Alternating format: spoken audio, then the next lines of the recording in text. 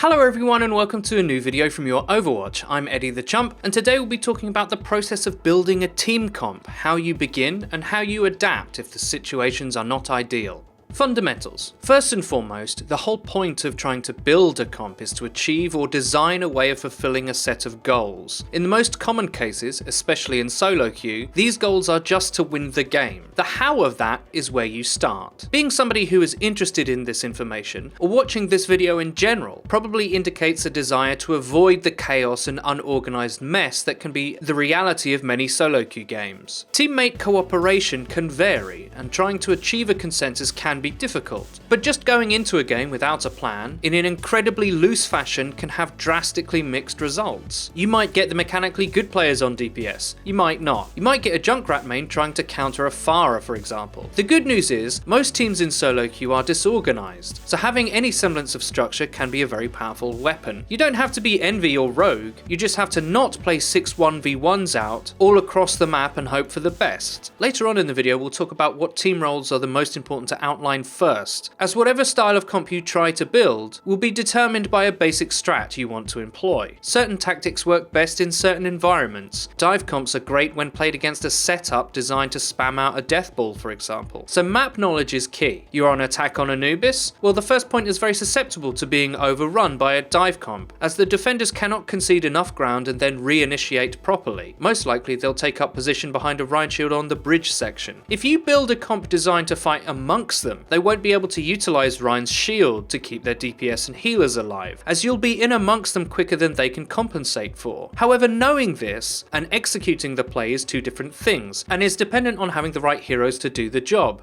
Two schools of thought. The first thing you need to do is establish what kind of teammates you have at the beginning of a round. This will determine your methodology. If your teammates have mics and seem willing to coordinate and communicate, then you can attempt to build a comp preemptively. You devise a strat, say a death ball, dive comp, triple tank, or squad/triple DPS, and then make the picks required between you. That's building a comp based on a pre-established strat. In that sense, you're taking the preemptive approach. This is most people's ideal scenario. You have the most clarity.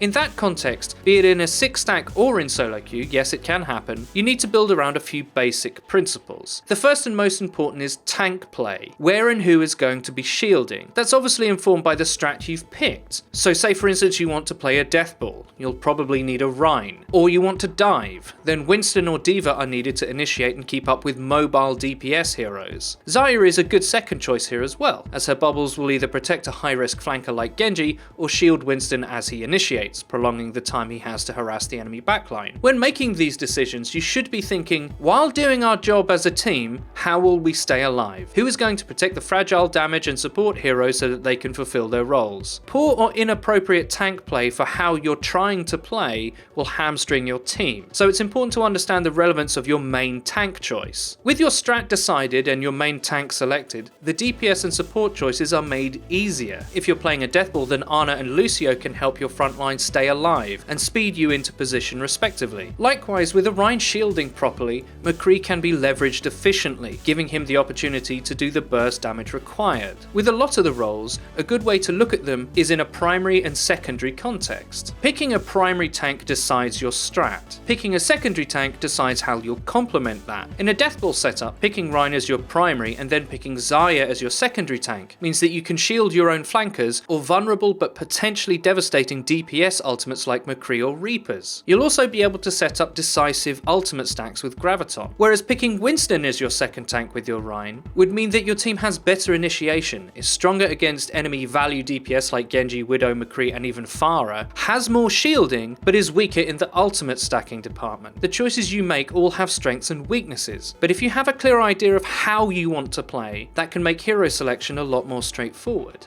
Reactive comp building. That preemptive approach to building a comp is the best case scenario, where either you're playing in a 6 or if you have incredibly accommodating teammates in solo queue. We know that's not how things work a lot of the time, especially if the main way you play the game is in small groups or even completely solo. In this context, a lot of the roles will be picked by people with little regard of how the pieces fit together. Junkrat Hanzo is a very real nightmare many of us have lived through. In this environment, is there anything you can do? Well yes, what you can do is comp build to create synergy. If you're not in control and cannot shape the direction of your team, you can at least try to make the best of what people are trying to do themselves. Solo queue players quite often play squad comps without knowing it, either because they don't care or they don't know any different. But there are ways to play with that, instead of trying to play how you should or default. You can make the best of a bad situation and try to make your teammates' edges sharper. This is a reactive way of building a comp. Not only can you do this at the start of a match when people have already made their picks, picking Ryan to shield someone who has taken McCree or a Mercy for a Pharah combo, etc., but you can do this mid-round as well. Because this style is reactive, you can make adjustments depending on how the game is going, picking Winston or Tracer to ensure your Hanzo has follow-up on his burst damage, picking Ana to keep that reluctant tank player alive, etc. Sometimes there is no way to play quote-unquote standard because of the nature of solo queue, so you have to be able to adapt, and at least attempting some synergy can be better than lazily filling with roles you think you need. This reactive style is much harder and requires more game knowledge as well as a much larger effective hero pool. You're effectively trying to flex pick to victory, and the answers are not always intuitive or straightforward. Let's take Hanamura offense as an example. Let's say your teammates make fairly standard death ball picks. At the very least, you have a Rhyme. This is common actually, most teams that don't know each other won't select a dive comp by default here. Instead, they most often play a very cagey poke game. This can last the entire round, especially if the enemy team has a Mei. Let's take another principle for granted, that your team already has 2 damage heroes picked. So if that's the case, then you have 2 options. Pick a healer or a second tank. Well, that's the weird thing. In this poke battle, in this context, standard play can actually hold you back. If you end up selecting Lucio, for example, your main job of speed boosting your death ball into position can be absolutely thankless due to everyone's reluctance to die making a push, especially if there's a Mei. So what are your options? Well, this is where playing non-standard can actually help you. You don't need 2 healers. What you need is a way of getting through the choke. You can go single healer maybe and flex onto Hanzo or Widow. I know, but hear me out. If the poke battle is going on forever, you need a way of taking advantage so quickly that the enemy team can't react. Hanzo or Widow can kill a Mei instantly, giving her no time for her shenanigans. This is a bigger win condition than playing Lucio in a standard way but having everyone else ignore you. Perhaps they have no Mei, and the win condition is whose Rhine shield lasts the longest, leading to better pin and DPS opportunities. Well, making a switch onto something that can help shred a shield faster might be a better option than playing a standard role for 2-2-2's sake. The fundamental principle at play here is understanding this. What will it take to win against what the enemy team is doing? Let's say your team is being overrun by a hard Genji carry. Well, flexing onto Winston to handle that, despite already having 2 tanks, might not be the bad idea it first appears to be. Or if your team have already picked DPS but aren't getting the job done, then picking Lucio, no matter its standard value in a death ball, might not be your best option. Maybe Zen is a better choice. Discord will help struggling DPS and you can frag out yourself. Overwatch is such a deep game with so many viable options that it asks a lot of its players. Building comps when the conditions are perfect can seem simple if you know the way you want to play. Build shielding first and then complement. But when the conditions aren't perfect, evaluate what it will take to win, what the enemy are using effectively against you, and build a comp to deal with that, even if that means getting creative and unconventional. I hope you enjoyed the video. If you did, please don't forget to leave a like. If you'd like us to talk about anything specific, please don't hesitate to leave a comment below. Also, please follow the Your Overwatch Twitter, it's where you can find updates on new videos and streams. I've been Eddie the Chump, and until next time.